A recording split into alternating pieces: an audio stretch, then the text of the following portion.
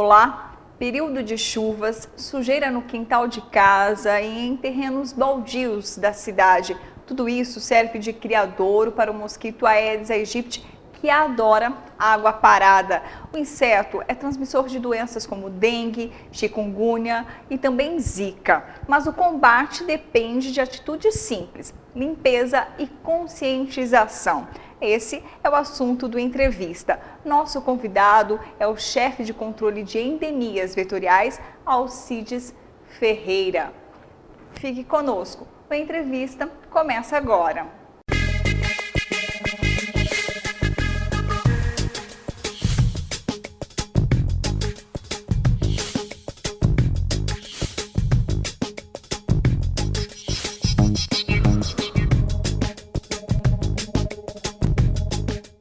Alcides, o que chama a atenção a cada lira, ou seja, o levantamento de índice rápido do Aedes aegypti, ainda é em relação ao comportamento da população? O que o último lira aí constatou?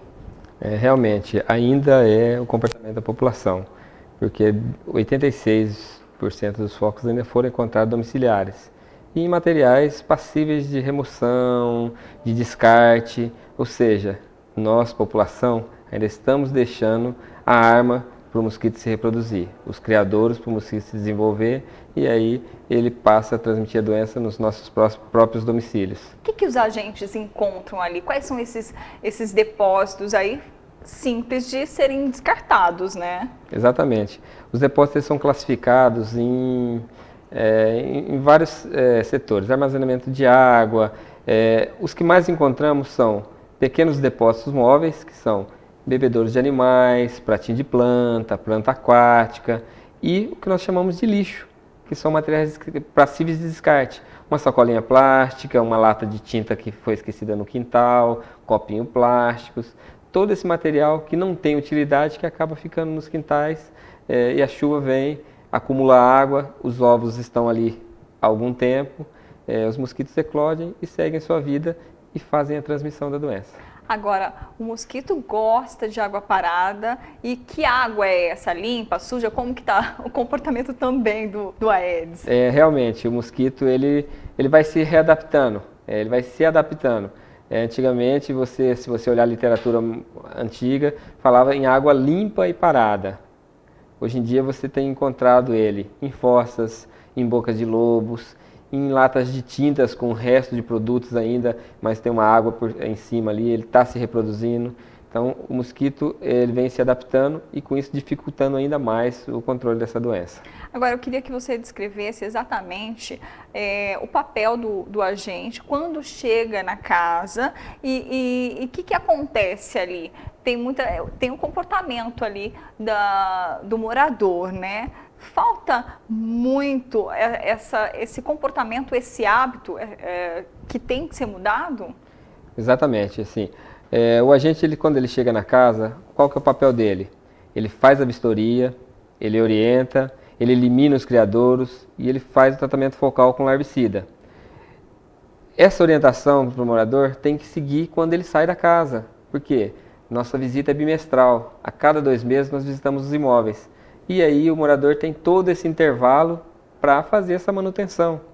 Então, o morador precisa ouvir o nosso agente, prestar atenção e dar continuidade. Muitos moradores realmente atendem bem os nossos agentes e isso é um reflexo do seu quintal. Você olha, o quintal está limpo, não tem material que acumula água, ou seja, ele ouviu e entendeu que ele precisa fazer participação ativa nesse processo. E a limpeza, a coleta não é papel do agente, né, Alcides? Não é papel do agente. O agente ele tem que chegar na casa, ele tem que convencer o morador e o morador junto com o agente fazer o controle que nós chamamos de controle mecânico, que é a eliminação desses focos e a eliminação desses depósitos inservíveis. O que for servível, secar e colocar no local coberto e o que for inservível, colocar para a coleta pública. O agente, encontrando situações adversas, ele pode ajudar. Um idoso que tem dificuldade, uma pessoa que às vezes está com um problema momentâneo, que não pode se locomover, ele ajuda, mas não é o papel do agente. O papel da minha casa sou eu que tenho que ser responsável pela minha limpeza, pela minha manutenção. Em relação ao LIRA ainda, o índice de infestação nos 21 bairros é um estado de alerta mesmo, né? Exatamente. Nós estamos próximo do verão, estamos na primavera, mas nossas estações se confundem um pouco, né? Muito calor, tem chovido razoavelmente bem, apesar de intervalos, mas tem um volume de água tem sido propício a depositar água, a ficar água por dias nos depósitos. Então, assim, nós estamos num período, 21 bairros foram alerta. Se fizermos o mês que vem, no começo de dezembro, se por acaso formos fazer outro LIRA, com certeza vai ser mais alto. Outros bairros que estavam com zero vão aparecer, porque aí vai ter bastante água disponíveis. E nós não podemos nos descuidar. Temos risco, sim, de epidemia. Então, se o índice aumentar, se as providências não forem tomadas, se as pessoas não se conscientizarem e participarem efetivamente desse trabalho, nós temos risco de chegar ao fim do ano, em nosso janeiro e fevereiro, de repente, com epidemia.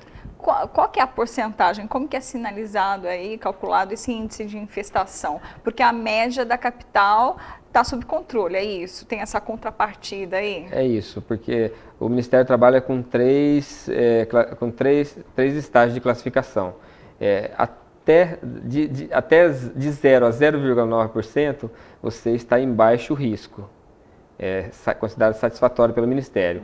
De 1% a 3,9% você está em alerta e de 4% acima é risco de epidemia. Esses 21 bairros estão em qual índice? Estão entre 1% e 3,9%. Esses 21 bairros estão em alerta. Agora, como que é o trabalho, né? Esses bairros estão em alerta. Você estava me explicando em relação ao uso do inseticida, né? Como que funciona? Na verdade... Porque às vezes a população cobra, né? Bastante, a população tem cobrado bastante. O fumacê ele não é a resolução dos problemas. Ele é para ser usado em situação de emergência. Quando você está em surto em alguns bairros ou você tem epidemia, aí você lança a mão do fumacê, que são as máquinas acopladas sobre o veículo, e aí você, no final da manhã, no começo da manhã e no final da tarde, você passa o produto para eliminar os insetos adultos. Só que se você não fizer, junto com isso, a eliminação dos criadouros e dos focos, dia a dia essa população vai se transformando em mosquito e vai voando. E aí não adianta jogar inseticida que não vai resolver. Então, a melhor solução para a dengue é a manutenção, a eliminação dos criadouros dos locais onde tem água acumulada ou possam acumular água. É muito rápida essa reprodução? Como que é toda essa cadeia reprodutiva? Na verdade, assim, o ovo estando lá no depósito, a partir do momento que for banhado pela água, em torno de 10 minutos no máximo, ele se transforma em larva no estágio 1, estágio 2, estágio 3, estágio 4, pupa, mosquito adulto, ou seja, de 8 a 10 dias no máximo ele passa o estágio larvário e volta a ser o mosquito adulto. É muito rápido, principalmente com essa nossa região com o clima bastante quente que favorece esse desenvolvimento. E estão mais resistentes, né, os CIGs? Estão, né? Alguns estudos têm mostrado a resistência até a regiões mais frias, populações vão se adaptando e ficando resistentes aos produtos inseticidas utilizados no mercado e também o que a gente utiliza no fumacê, se você continuar jogando, ele acaba ficando resistente também. E agora, além desse comportamento de cada um, da população, cada um tem que fazer a sua parte, a gente também tem um agravante que é em relação à greve dos funcionários responsáveis pela limpeza na cidade, né? Tem ainda lixo espalhado por toda Campo Grande. Isso agrava também essa situação? Sim, isso é um agravante porque ficamos alguns períodos sem coleta, e a população acabou depositando em áreas públicas, em terrenos baldios, em praças. Então tem muito lixo ainda espalhado pela cidade. Se as chuvas persistirem, nós vamos ter focos em todos esses locais, possivelmente. Então esse também é um agravante que pode atrapalhar esse trabalho de combate à dengue. Agora foi lançada uma ação, né, de medidas emergenciais. Como que foi? Quais são os trabalhos aí em diante? São vários. Estamos priorizando esses bairros em alerta, então estamos levando equipes para esses locais, estamos planejando alguns mutirões para estar retirando o depósito, levando em consideração o tipo de depósito que foi encontrado naquele bairro, se vai ser um mutirão de limpeza, se vai ser um trabalho de retirada de pneus. Estamos trabalhando de todas as formas, chamando a sociedade civil organizada para nos ajudar, para que façamos uma força-tarefa agora nesse restante de ano e que consigamos conscientizar a população, retirar o máximo de material possível das ruas, para que chegar a hora realmente entrarmos no verão, nós estarmos com uma situação relativamente melhor em relação a esses criadouros, e aí possa diminuir essa infestação e não evoluirmos para uma epidemia. Ou seja, a equipe chega num determinado bairro, numa região da cidade e constata que tipo de material que tem ali. E aí vai fazer a retirada desse produto, desse depósito. O LIRA, né, o levantamento de índice rápido da Aedes aegypti, ele é a ferramenta que indica isso. Então nós passamos com as nossas equipes naquele bairro e foram feitas coletas de amostras nas classificações de criadouros, aquilo que eu te falei. No centro, por exemplo, os depósitos móveis são os que mais encontramos. Na periferia, em alguns bairros, o depósito D2, que é o lixo, que é o material descartável. Então, nesse onde é o material descartável, que foi detectado pelo LIRA, então esse local nós vamos programar um mutirão para retirar esses depósitos que estão disponíveis nos quintais e nos terrenos baldios, para tentar diminuir essa infestação. Entendi. Nós vamos fazer uma rápida parada, daqui a pouco o Entrevista está de volta, em instantes.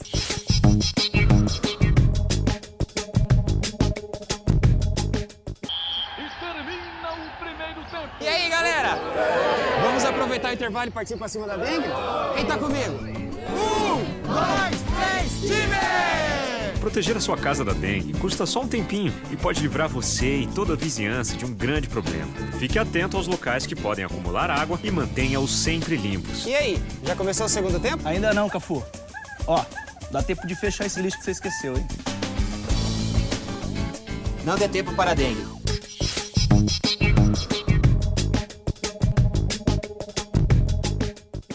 A entrevista está de volta. Nosso convidado é Alcides Ferreira, coordenador de controle de endemias vetoriais. E o assunto é o combate ao mosquito transmissor da dengue. E também não é só dengue, né? Tem outras doenças também que o Aedes transmite.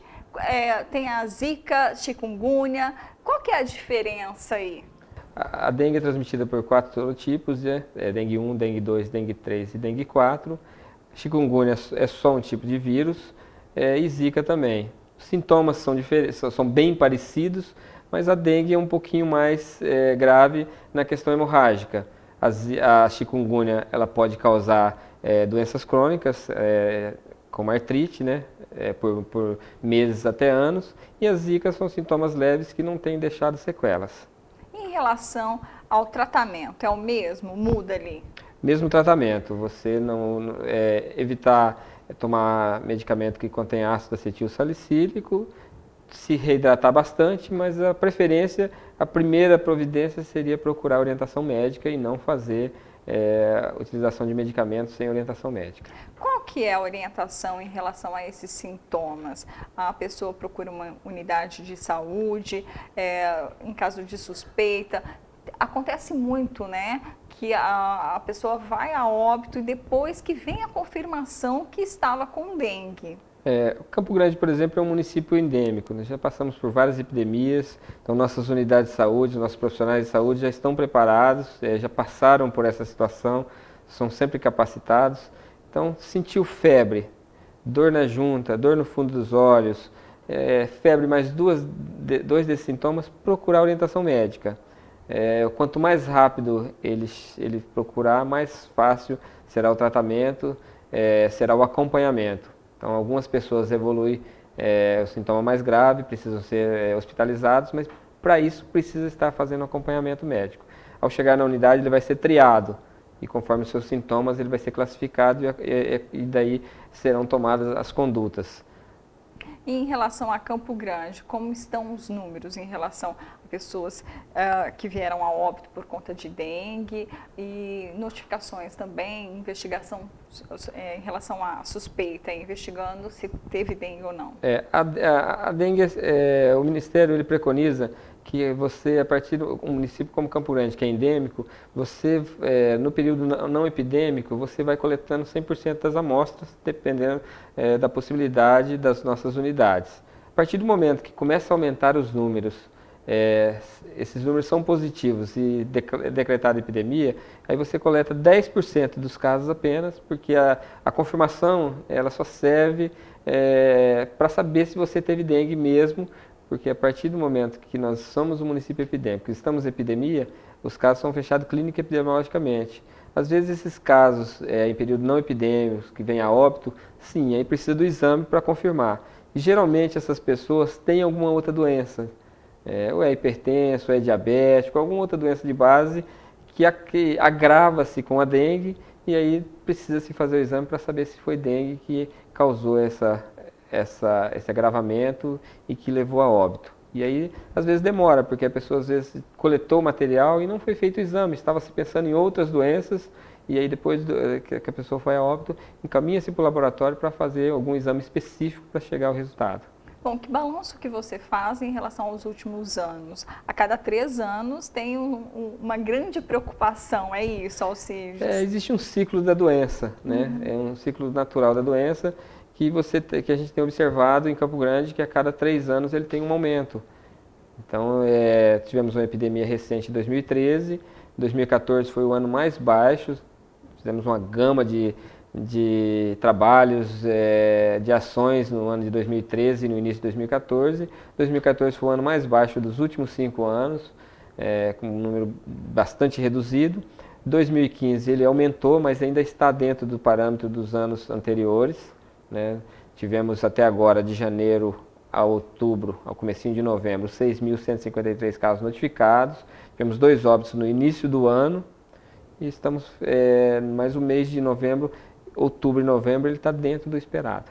Em relação, qual que é a orientação, no caso, o fumacê passando no bairro, na rua de casa, o que a pessoa deve fazer? Tem muita gente que tem dúvida em relação a isso. O inseticida que é jogado pelos nossos veículos, ele é um inseticida testado pela Organização Pan-Americana de Saúde, pela Organização Mundial de Saúde, e o Ministério da Saúde ele tem um controle rigoroso sobre esse produto. Então ele é jogado numa quantidade que não vai fazer mal à saúde humana, a não ser aquela pessoa que tenha uma alergia muito grande a inseticidas. Aí ele deve avisar a Secretaria de Saúde, onde ele mora, que quando formos passar no bairro, nós avisaremos essa pessoa para que ele saia do bairro. Existe uma pessoa em Campo Grande que sempre faz isso com a gente. Ela tem um problema de intoxicação, então ela nos avisa, estou morando em endereço tal, quando vai passar no bairro a gente avisa. Fora isso, o mosquito ele é domiciliar, ele é muito pequeno e ele se refugia dentro do domicílio na maior parte das casas. Então precisa-se abrir portas e janelas no horário de aplicação do inseticida, para que o inseticida possa penetrar dentro do imóvel e atingir o mosquito. Esse inseticida ele só mata se ele atingir o corpo do mosquito. Ele fica algum tempo no ar e depois ele cai e fica inerte. Ele não tem efeito residual. Então, assim, durante as aplicações que são ou no início da manhã ou no final da tarde, precisam ser abertas portas e janelas no momento da aplicação, para que o inseticida chegue até o inseto. Agora, tem o conhecimento de que os pernilongos, né, no caso, geralmente é no final da tarde que eles vêm para dentro de casa, escondem em locais escuros. Como que é? Então, assim, no caso do Aedes também tem esse comportamento. Como que é? Em casa, além da limpeza, tem essa dúvida em relação a arejar bem o local, deixar bem claro. Isso mesmo, ele é um inseto pequeno e ele se refugia embaixo do sofá, embaixo das mesas, embaixo dos móveis, atrás dos móveis. Ele precisa ser feita a limpeza mesmo, realmente. Você pode aplicar algum produto que acaba desalojando ele, para que ele não fique escondido ali. Mas ele tem o hábito dele de início da manhã e final da tarde é os principais horários que eles têm feito a sua alimentação. Mas você mesmo fez esse comentário das mudanças de hábito. Nós temos muito hábito, temos muitas luzes, então tem famílias que dormem mais tarde. Se está tudo aceso, ele está ativo. Se tem movimento, ele está ativo. Então, ele tem mudado um pouco esse ritmo e tem picado durante o dia todo, às vezes, em certos locais, e até um pouco mais tarde à noite. Se você estiver no seu ambiente de trabalho, no seu ambiente doméstico, sentado e começar o mosquitinho te perturbar, te incomodar, picar, principalmente nos membros inferiores, provavelmente é um Aedes aegypti. E se você não matar ele vai te picar 1, 2, 3 vezes ou mais, porque a fêmea precisa estar saciada, ou seja, com o seu estômago cheio, para poder fazer a maturação dos seus ovos. Enquanto ela não conseguir isso, ela vai picar 1, 2, quantas pessoas forem necessário ou quantas vezes for necessário até ela conseguir esse seu intuito. E às vezes na primeira picada a pessoa já contrai dengue. Quando ela está infectada, os vírus estão nas suas glândulas salivares. Então qualquer picada que ela der numa pessoa, ela já transmite os vírus e aí você já tem o risco de ficar doente. Se ela picar 2 pessoas, 3 pessoas, 4 pessoas e ele está infectado, todas essas pessoas têm o risco de adoecer. Tem uma observação e um alerta até que a dengue não é mais uma doença só de verão. Tem casos também numa estação atípica que é o inverno, né? Exatamente. Se você buscar informações antigas, nós tínhamos dengue em janeiro, fevereiro, março, até abril. De maio em diante você tinha uma redução, depois junho, julho, agosto ele sumia, setembro às vezes também aparecia, mas às vezes não tinha caso, e voltava lá para outubro em diante. Agora nós temos dengue todos os meses do ano, de janeiro a dezembro. Por quê? As estações estão bastante atípicas, nós não temos mais frio rigoroso e no período que está seco, nós disponibilizamos água para ele se reproduzir.